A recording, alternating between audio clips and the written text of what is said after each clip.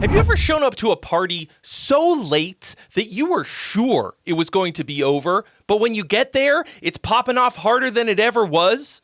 That's me with Sleep Token. How the hell did I get all the way to now without having heard the most hype band? Regardless of how we got here, here we are. Now, you may have already seen me react to newer Sleep Token music, but here's the thing. I haven't actually listened to it yet. As of this moment, I haven't listened to any Sleep Token at all. But I wanted to react to relevant Sleep Token. They just came out with a new album a couple weeks ago.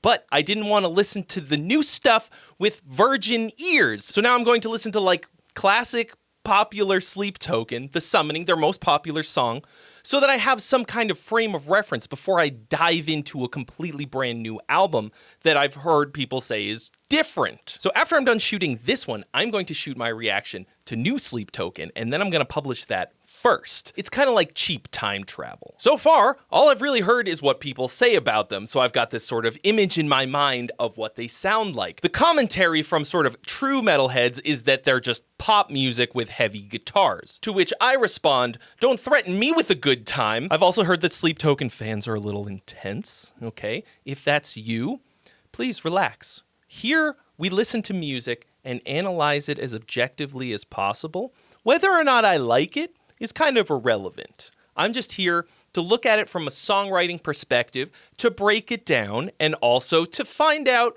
why it is that people like it so much. And if I also like it, great. I'm also not going to be taking a look at any of the lore or any of the behind-the-scenes stuff. Right now, I don't really care about that. I'm just looking at the songcraft. Today, I'm going to be playing my brand new Kiesel Kyber guitar. This thing is pretty amazing. More on that at the link in the description. Let's listen to The Summoning. Let's go. Kind of a long song. We're going to take it a little bit at a time here. Spoopy sound design. Oh!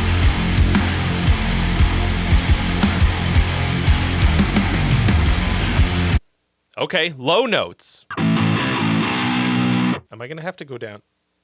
Okay, I'm going to digitally pitch it down. Okay, so low notes. Really, really low notes.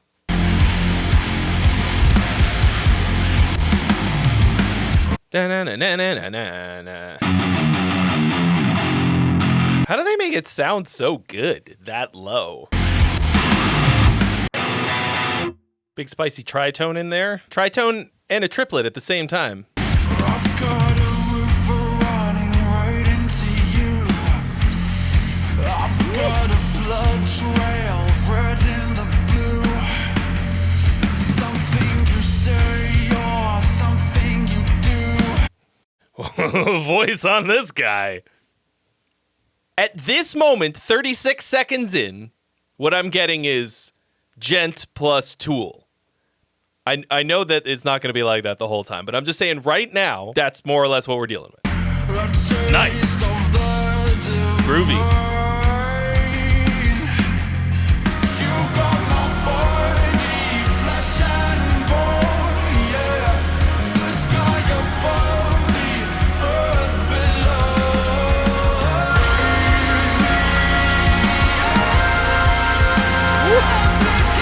Some rhythmically tricksy shit going on here. I have yet to properly grasp the groove. It feels like a kind of a 6/8 thing, but like hanging out in the Phrygian mode, give or take. God damn it! I didn't think I was gonna have to do math today. I'm gonna throw in the towel on counting for right now, to be honest.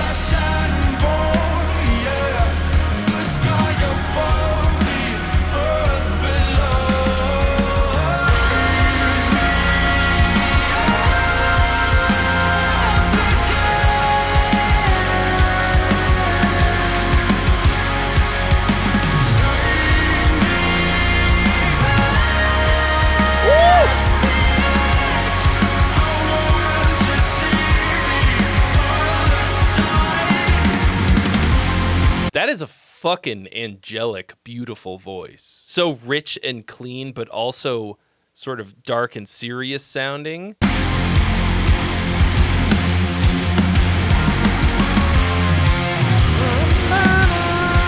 Nice little piano gets added here. So now we're hearing this riff for the second time. I was led to believe that this was going to be a through composed riff salad. Somebody was like, Sleep Token stuff never repeats. We're repeating now. This is the same riff as we heard before, but now they're building on it.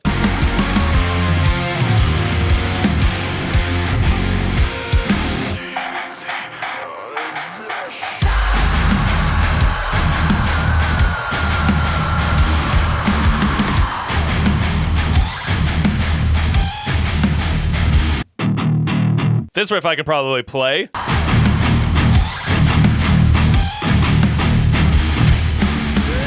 Bow, bow.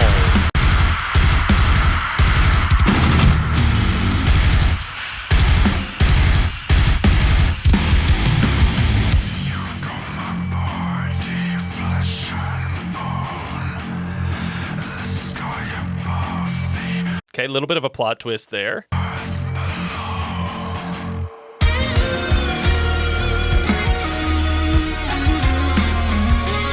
Little solo.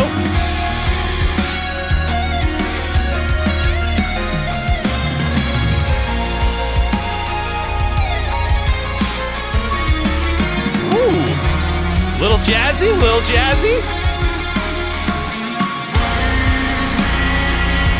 Okay. Back to the chorus. Nice.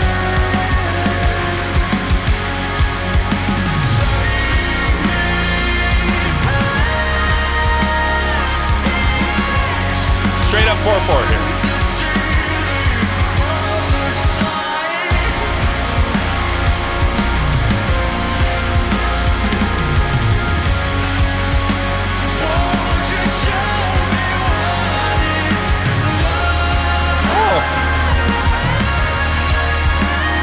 The chorus is not all that harmonically complicated. It's 3 chords.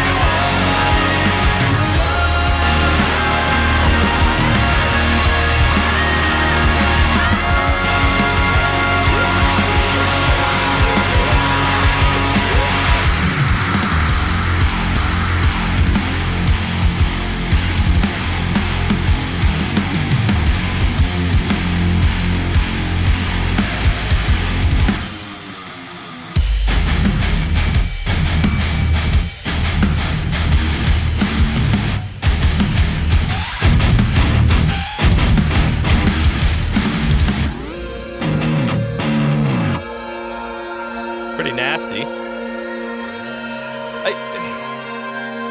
They keep like stopping though. Laser beams. Ah!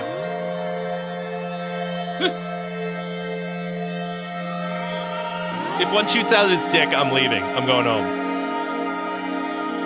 I feel like I'm about to steal the crown jewels. I'm Catherine Zeta-Jones. Huh. No cock laser, please. Come on. I don't have it in me to deal with the cock laser. Uh-oh. Matrix. Okay. I know that by hitting pause, I'm about to become a hypocrite, but like, they keep dumping all of the momentum. There's all of these stops. Trey, you also stopped by hitting spacebar. I can be right and a hypocrite. I was afraid for my life from the cock laser. So far, everything sounds awesome. Vocals, awesome. Guitar, awesome. Those super chunky, beefy guitars, really, really low, but still really pretty clear. Really nice. Lots of cool little production elements. Great melodies. A much more traditional song structure than I was led to believe. You know, I really wish I could have gone in with zero expectations. It's impossible to avoid unless you want to just stay off of the internet entirely.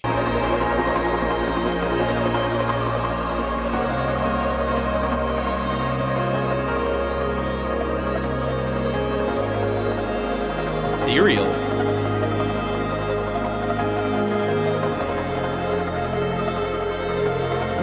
Little major lift. So we've been in the key of whatever this is. Between being tuned down a whole step in real life and then digitally tuned down, I don't remember how many. 6 steps. I have no idea what chord this is. So we're just gonna call this C sharp minor. More or less been in C sharp minor, but like Phrygian. And this last section is just kind of chilling.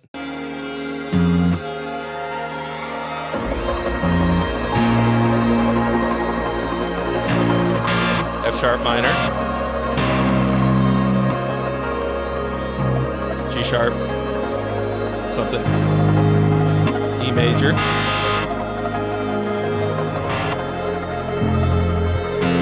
C sharp,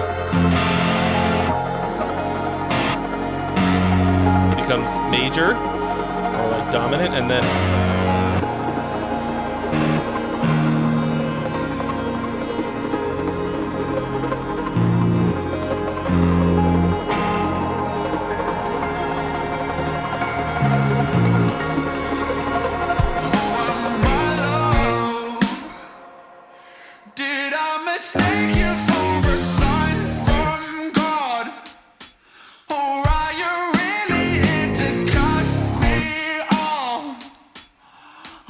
the fuck just happened? Why did it get froggy? Why did it get so froggy suddenly? Or it's like Pony by Genuine.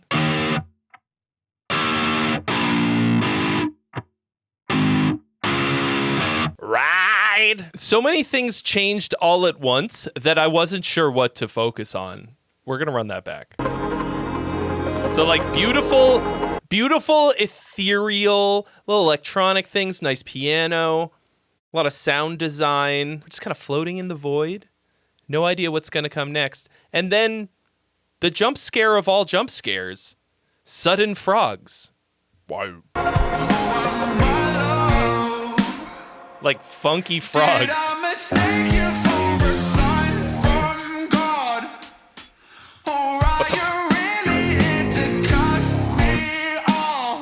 Okay, so I talk about something sometimes called amazing singer syndrome. Sometimes people send me in songs and like they've got a beautiful voice and they could just sing like names out of a phone book and it would sound gorgeous, but they can get away with absolute musical murder. I am terrified of getting sucked in by this man's beautiful voice because it's so possible to have an amazing voice and trick me into believing that the song is great. Jury's still out on the song, but I'm enjoying it. Oh, maybe just to turn me on. Oh, maybe just to turn me on. Woo. No idea what he's saying. I have the lyrics right here and I haven't even looked at them. Oh no, that was right. That little splash. I would be lying if I told you that I didn't wish that I could be your man. Or maybe make a good girl bad. I've got a river running right into you. Let me learn the frog part. All right, let's see if I can jam this out froggy style. Did I mistake you for a sign from God? Or are you really into cut me off?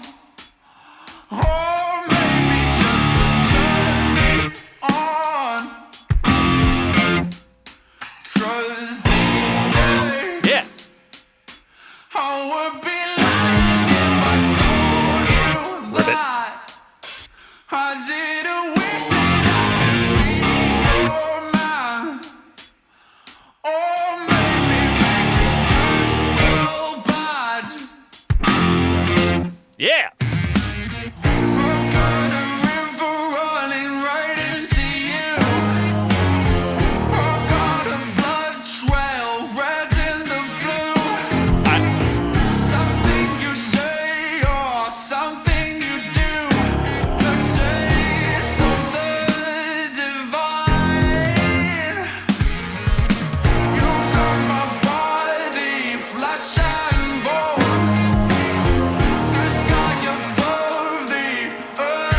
This song took such a fucking hard left turn. I feel like we've just abandoned everything that happened in the first 2/3 of the song for Froggy Funk time. And it's fucking cool. This doesn't just feel like two different songs.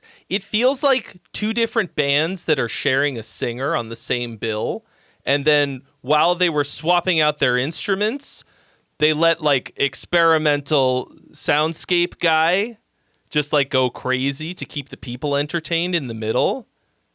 And it's like the gent band's getting off stage like, oh, yes, thanks, bro. Thanks for letting me use your rig. Meanwhile, up comes the fucking Parliament Funkadelic. There's some really cool growth in this part. All of the instruments the first time around are doing more or less the same thing, but each time the part loops back around, they like add something and it makes it grow. It's really nice. Right here. 'Cause these days, I would be lying if I told you I've got a river running right into you. So the drums pick up, and there's also this fuzzed out guitar thing. Something you say or something you do, the taste of the divine.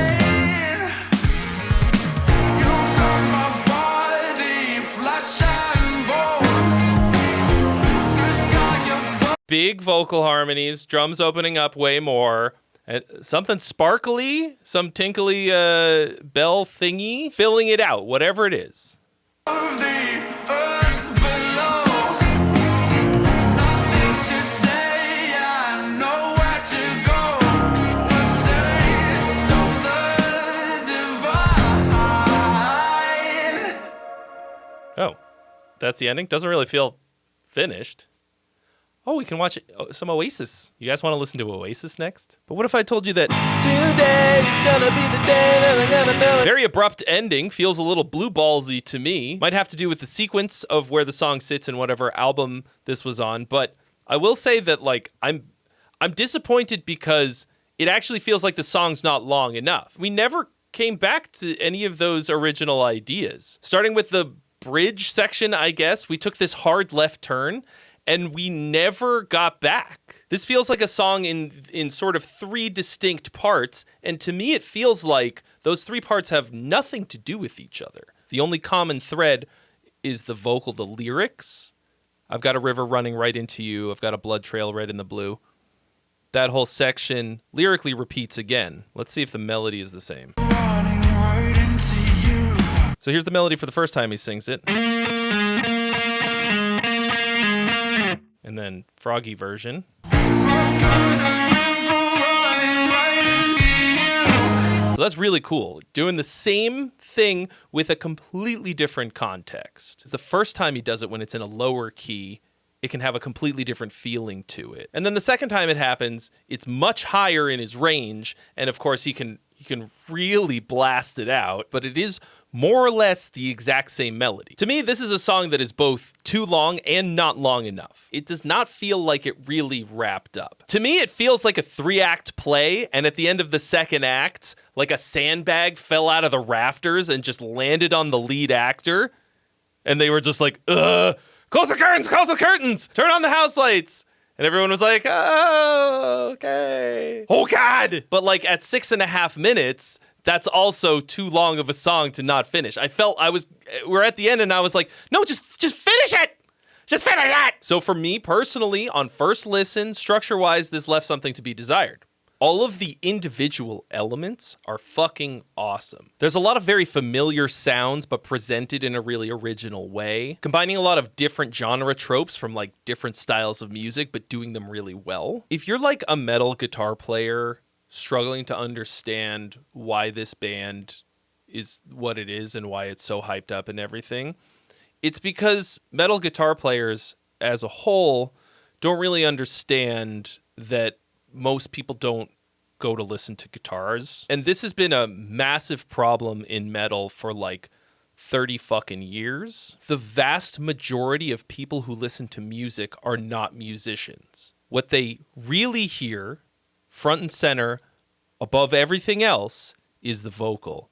And this vocalist is incredible. This is a beautiful God tier voice. If you don't like it, that's fine. This voice is wildly outside of its natural element. They're even producing it like he's Hozier, like this kind of neo-soul voice with the sort of slap back and kind of distortion on it, like old-timey sounding distortion. And I think that part of it, combining these things, is fucking awesome. It is a very unlikely pairing that, for me, is working really well vertically. Horizontally, the song structure, for me, it's kind of a mess. They keep stopping, keep building up this momentum, and then just... It feels like each of these song sections are just little islands, and then we gotta like take a little boat to get to the next island, to the next part of the song. And I'm like, just fucking go! Just do it! Just go into the next part!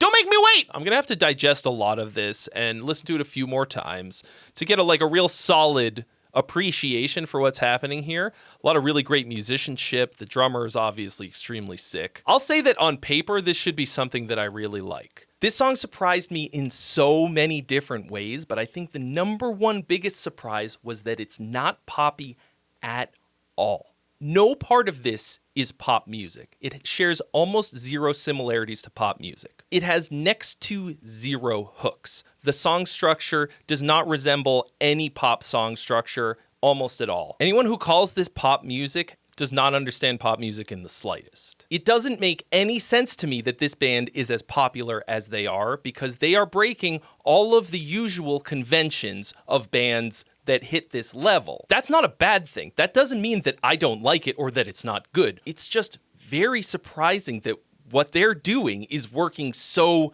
well on a commercial level. To me, songs are the bedrock of any artist's success, right? If you don't have great songs, then basically nothing else matters most of the time. This song came out in 2023, and if you'd have played it for me then and asked if I thought this band was going to blow up, I would absolutely not have said yes. I'd be like, damn, this is pretty cool, and I wish them lots of success, but I would not have predicted it. I've never seen Sleep Token live, and I know people say that that's a big part of it. People love going to see the show. It doesn't hurt that this song experienced some real virality on TikTok that I also somehow missed. That's of course going to help a lot, but that's not going to give you sustained success in the music industry. You also have to have other stuff. People aren't going to pay $80 or $100 just to go see a band that they only know a 15-second clip of the song for. This is obviously me just dipping my toes in the Sleep Token rabbit hole. I am excited to go and listen to some more of their music, especially their brand new album, which you, I guess, have already seen me do. So how was it? Did I like it? If you haven't, then you can watch it right here. You can see more of my reaction content right here. Let me know which Sleep Token song or something from another band that you think I should react to and break down and analyze like I have with this one. Stay squishy, and I'll see you real soon.